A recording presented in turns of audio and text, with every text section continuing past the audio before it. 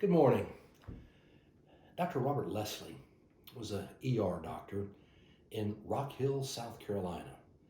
It was a town of about 60,000. They had a large hospital. It was General Hospital. He worked there for more than 30 years. And he wrote a book about his experiences working in the ER entitled Miracles in the ER. And he shared some wonderful stories. One of them took place a number of years ago now. It was on a 4th of July. And it was so hot and sultry. And there were some people downtown in a bar who'd been drinking and way too much. This was really a dive of a place. And a fight broke out. And I mean, it just seemed to grow. And soon there were stabbings and shootings. The police were called in to try to disperse it. But what happened was it kind of rolled out of the bar and then into an alley. And from an alley, it spread to a park. And more people got involved. Literally, a riot was beginning in the city. All the police were called in to try to quell this, but it was kind of like whack-a-mole. You'd put one down and another one would pop up, and put it down and another one would pop up. And so these fights just started going on, and it really was out of control. Well, the people started coming into the ER.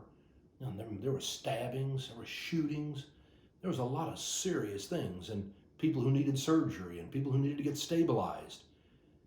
But then other people started showing up at the ER. They weren't quite so serious. Oh, they just had a small stabbing, or they'd been hit with a beer bottle and they needed stitches. And so the waiting room started filling up. And what happened was you had the two sides in the waiting room as it was filling up. And now they got more and more angry there, and soon it was getting out of control. Soon chairs were flying in the waiting room. Well, Dr. Leslie is trying to take care of people and get this one man stabilized. A nurse comes running in and says, "We need somebody to do something." And things are out of control in the waiting room. Well, they had their night watchman. It was a Mr. Wright. He was about 70 years old. He stood about 5'8". He was as thin and as a corn stalk. But Robert turned to him and said, "I need you to go out there and get this under control." Mr. Wright had been listening, and he said, "All right." He walked down through the doors at the triage, and you take a right to go to the waiting room. He turned left. They never did see him the rest of the night. He wasn't going out there into that. Robert didn't know what to do. But there was a man who was a janitor. He was there. His name was Anselm. He stood about 6'2". And though he was older as well, he was solid as a rock. And Robert turned to him and he said, "Anselm, do you think you could do something? Do you think you could go out there and get this under control?" And he said, "I will try." So he walked down and he went towards the waiting room. Robert went off to be taking care of the patient, trying to get this person stabilized, processing another one. More than 20 minutes had gone by, and he'd been so focused on the patients, he'd forgotten all about the waiting room. And he suddenly thought, I sent Anselm out there into a terrible situation all by himself. I wonder if he's okay. And so Robert went into the waiting room.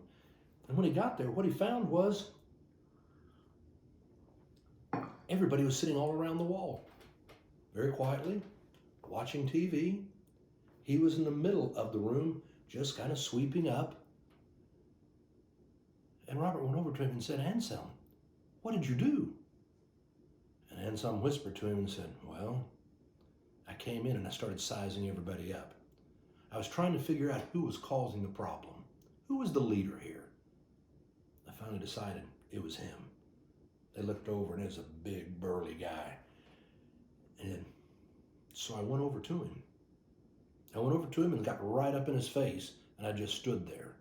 And we just looked at each other with clenched jaws in silence for a while. Finally, I said, "I know your mama." He looked at me for a couple moments, and he went over and he sat down. And Robert said, "You're kidding me. You actually know his mama?"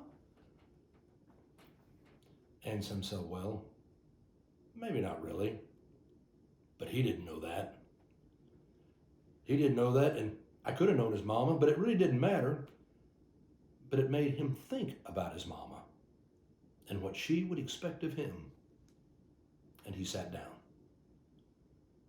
You know, that's the reason we're doing a daily devotional every day during this Christmas season, so we can stop and remember, what does Christ really expect out of us?